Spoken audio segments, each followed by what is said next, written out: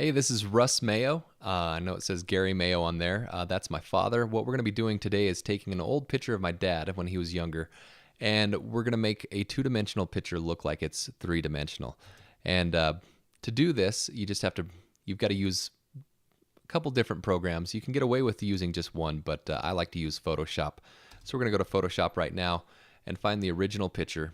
First thing that I like to do when I'm working in a project, if I see a background that's locked, I like to double click on it, unlock the layer, and what we're going to do is duplicate it. Command J will duplicate your layer. We're going to duplicate it 3 times. We're going to start with the bottom layer, which is going to be the background. So the back layer, the bottom layer is the background, and we just want it to be straight background. So we've got to get rid of this image of my father.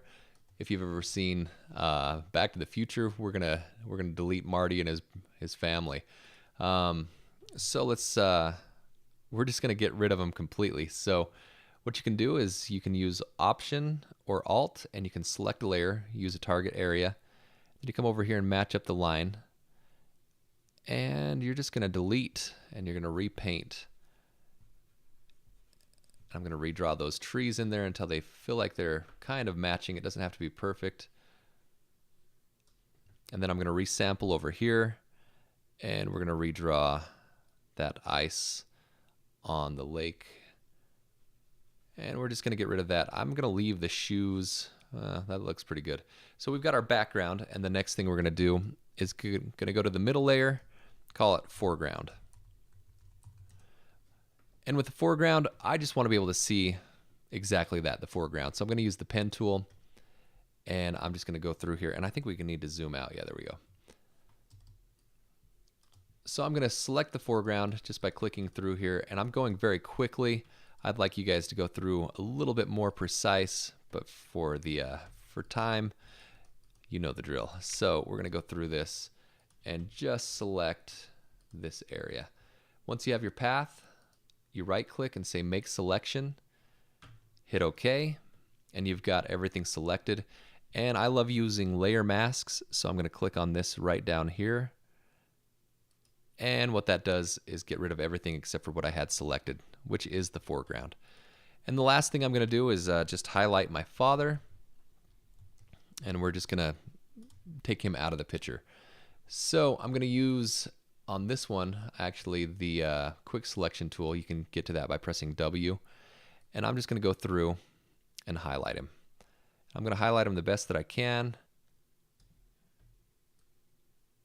And it looks like it highlighted a little extra. You can hold down Option, and you can get rid of some of this in-between stuff and fine-tune it.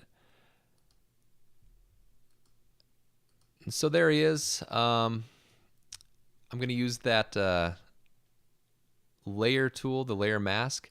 Click on this, and I think I was on the wrong layer, so I've got to make sure that you're highlighted on the layer mask, and there it is. You've got these 3 sections. So there's the father. I'm going to call this Gary just so I can be organized in After Effects.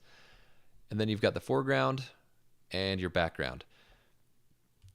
And then once you go into After Effects, you're going to be able to make a new composition. Go to Composition, New. Make sure that it's HD, 1080, 24 frames. Make sure that it's at least 10 seconds long. And you're going to start bringing stuff down. I'm going to bring down the picture of my father first, and then the foreground, and put the background down last.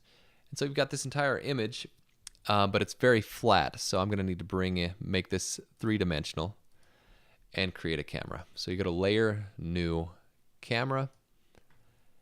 And I'm going to choose a 50mm lens, and my camera is always messed up, so I've got to go in and reset it. So you take your camera and you move things around, and it looks like a flat image just being moved. So we've got to be able to create a 3-dimensional fill to this picture. So the first thing that I like to select is the foreground, and you're going to come up here to your rotate tool by pressing W. And I'm going to go to the red axis, which is the x-axis, and you're going to tilt this up.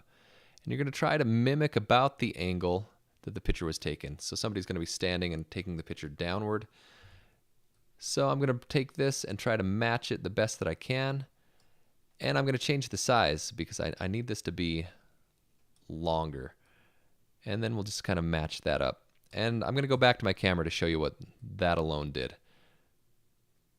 Okay, so there it is. There's distance between the two, and they need to be matched up properly. So I'm going to take this y-axis, which is the green arrow, and I'm going to move it back until you can see it start cutting through the subject, which is my father.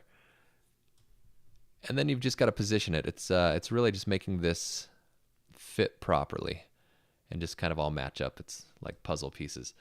And then the other thing that you're going to do, let's take a look at that and see if that's right. Okay, that looks good. And you can see a little bit of it going through, but it's not a big deal.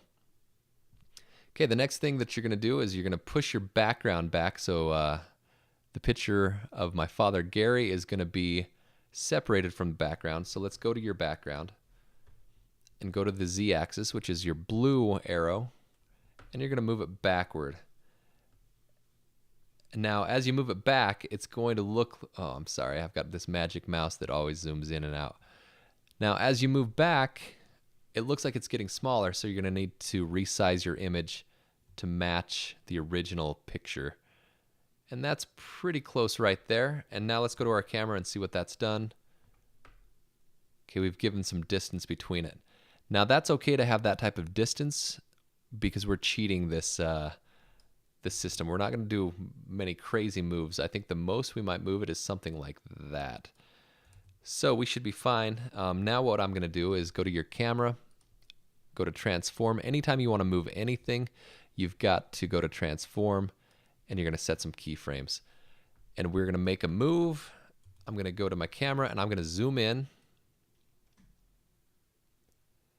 And I'm going to change my angle just a little bit and maybe pan to one side. Now, I like to do moves that are believable, something you could do with an actual camera, and just make them very subtle. So you're going to be able to see the depth that's happening right in this area. You can see the trees being revealed in the background. And it's actually pretty nice to be able to see this happen. Now, if you want to be able to add more to it, you can add a title, and this is going to add even more depth. So I'm going to call this, I'm just going to type in my dad's name, Gary Mayo, and I'm going to position it where I want it. Now, it's not 3D yet, so it's just going to go over the top. So you've got to make it a 3D image, and I'm going to move it back behind him, but not back too far, just enough that you're going to get some depth, and I'm going to make it a little bit bigger.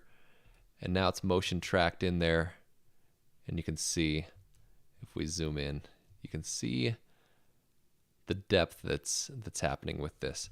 And it's a fun way to make pictures come to life. And that's it. So if you've got any questions, a really good place to go for tutorials. I'm always pitching this place because most everything that I've ever learned is from the people at videocopilot.net. So please go there if you want to learn some more stuff. I'm going to pitch them every single time. And yeah, that's it. So hopefully you've learned a lot from this, and thank you for your time together, and I'll see you next time.